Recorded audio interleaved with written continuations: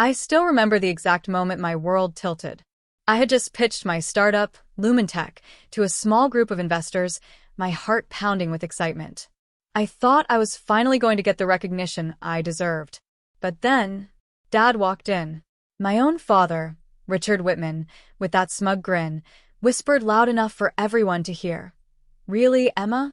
You think this little app will ever make a dime?" Laughter rippled through the room. My face burned, my hands shook, and all I could feel was the sharp sting of humiliation. He had mocked my dream in front of people I respected most. That's when something inside me snapped. The hurt turned into something sharper, something cold and determined. I knew, right then, that I wouldn't just let this go. Not this time. What would you do if your own dad ridiculed your dreams in front of everyone? Would you fight back, or let it slide? Comment below. I want to hear your thoughts, and don't forget to subscribe for the full story. Before that humiliating day, my life felt simple, but full of purpose. I had poured every ounce of energy into Lumentech, my little startup focused on creating smart home devices that actually made life easier. I lived in a modest apartment in Austin, Texas, juggling freelance design gigs to keep the bills paid. My friends, Maya, my roommate, and Derek, my mentor, were my constant cheerleaders. Dad, Richard Whitman, had always been the kind of man who measured success by the size of your paycheck and the prestige of your connections. Growing up, I loved him, of course, but I'd learned early that he thrived on control and criticism. Nothing I ever did was good enough. He ran a mid-sized electronics company, Whitman Industries, and in his eyes, I was chasing a hobby, not a career. The day of the pitch, I had thought he might quietly support me, maybe even give me a smile. But instead, he walked in, smug and condescending, and made that cutting remark loud enough for the investors to hear. I could feel their polite, awkward glances, and the sting of betrayal burned hotter than I'd ever imagined. That was the exact moment I realized that my biggest obstacle wasn't the competitive market, it was my own father. For days after that pitch, I couldn't stop replaying Dad's words in my head. Every time I thought I had moved on, his mocking tone echoed louder than any criticism from strangers. I tried to confront him once, at dinner, hoping for an apology or at least acknowledgement. "Dad, why would you say that in front of everyone?" I asked, my voice trembling. He just smirked, swirling his wine. "Emma, you've got to toughen up. The world isn't going to coddle you like I do." I felt broken, powerless. I began questioning everything. My idea, my abilities, even my own judgment. Nights were the worst, lying awake in my tiny apartment, staring at my laptop, thinking maybe he was right. Maybe I was too naive, too inexperienced, too small-time to ever make a mark. The humiliation ate at me quietly, a slow, painful erosion of confidence. But amidst that heartbreak, something unexpected happened. The fire that had been smoldering under my anger started to burn brighter. I realized that letting him win meant giving up on myself. His words, instead of crushing me, began shaping a resolve I hadn't known I possessed. I started planning, not recklessly, not impulsively, but strategically. Every late night spent studying market trends, every connection I nurtured, every pitch I refined became a small brick in the foundation of what I now knew would be my comeback. I couldn't let my father's arrogance define me. Not anymore. And the more he underestimated me, the sharper my determination grew. This wasn't just about a startup anymore. It was about proving, first and foremost to myself, that I could rise above his ridicule and take control of my destiny. I began laying the groundwork quietly, almost invisibly. No one outside my small circle knew, not even Dad. Every meeting with investors, every networking event, every late-night strategy session was another piece of the puzzle. I studied Whitman Industries from the inside out, noting weaknesses, outdated products, and missed opportunities, all the gaps that I could exploit when the time was right. I even started small experiments with partnerships, quietly gaining influence in the industry Dad thought he dominated. Friends like Maya and mentors like Derek noticed a shift in me, a calm, collected confidence replacing the storm of anger. I dropped hints here and there, letting the idea of my potential success ripple into conversations where Dad would eventually hear about it. Every subtle move, every quiet win, was a brick in the wall I was building around my ultimate goal, to rise not just equal to him, but above him. I knew patience was key, and I was ready to wait until the perfect moment to strike.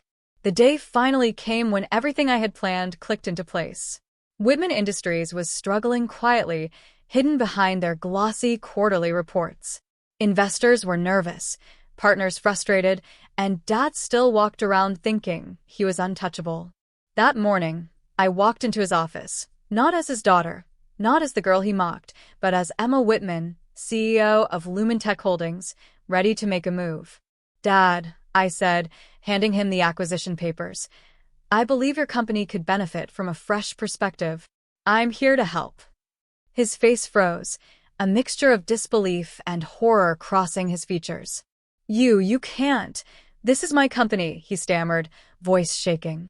I smiled calmly, signing the final documents. "It is now," I said softly, watching the realization hit him like a punch. The same man who had laughed at me in front of investors now had no words, no comeback, no control. The board members whispered, stunned, and I could almost feel Dad's pride cracking, layer by layer. It wasn't just about money or the company. It was the culmination of years of restraint, careful planning, and perseverance. I had proven to him, and more importantly to myself, that mockery didn't define me. The humiliation was gone, replaced by an exhilarating sense of empowerment.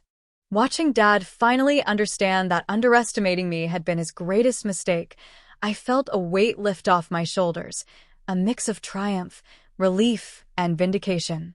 Sitting in my new office, watching the sunlight glint off the polished surfaces of Whitman Industries, I realized that revenge wasn't about hurting Dad as much as I had imagined. It was about reclaiming my self-worth, proving that I could rise above ridicule, and showing myself the power I had all along. The humiliation he had inflicted could have broken me, but instead, it became the fuel for my determination. I also learned that patience and strategy were more potent than anger alone. If I had acted impulsively, I might have burned bridges or jeopardized my goals. But carefully, quietly, building my own empire, I had turned his underestimation into my greatest advantage. More importantly, I understood the value of self-validation. I didn't need Dad's approval, his nod of acknowledgement, or even his respect to succeed. What mattered was that I believed in myself, nurtured my talents, and stayed resilient through setbacks. Every pitch, every meeting, every investor who had doubted me became a stepping stone toward not just financial success, but emotional empowerment.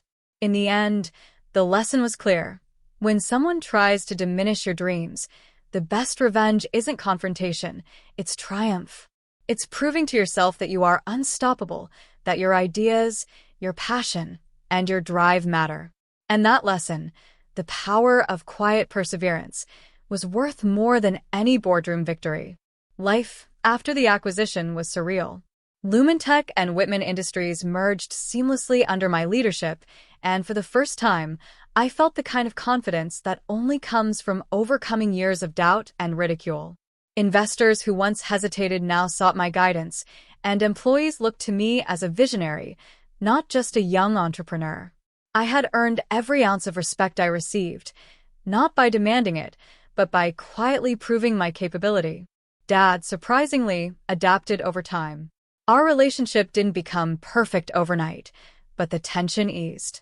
He saw me not as the naive daughter who had once been mocked, but as a formidable businesswoman who had turned his skepticism into a lesson he couldn't ignore. There were no dramatic confrontations, no lingering bitterness, just the subtle acknowledgement that I had surpassed the man who once belittled me. Even socially, things shifted. My friends and mentors celebrated the success, but the real satisfaction came from within. I had fought for my dreams, defended my worth, and come out not only victorious, but wiser and stronger. I realized that true empowerment comes from standing firm in your beliefs and working relentlessly, while letting the world, even those closest to you, watch in awe. Now, every day I wake up excited, not just for business, but for life itself. I'm not defined by Dad's past mockery, but by the perseverance, intelligence, and courage I cultivated to overcome it. The journey transformed me, and in a way, it also gave him a chance to reflect on his own behavior, even if silently. Looking back, I realized that revenge isn't always about hurting someone else. Sometimes it's about proving to yourself that you are stronger than anyone's doubt or mockery. The satisfaction comes not from his shock, but from my own growth, resilience, and hard-earned success. I want to hear from you. Have you ever faced someone underestimating your dreams? How did you respond? Share your story in the comments, and if you found this journey inspiring, make sure to subscribe. Remember, your dreams are yours to defend, and your determination can turn even the harshest criticism into your greatest victory.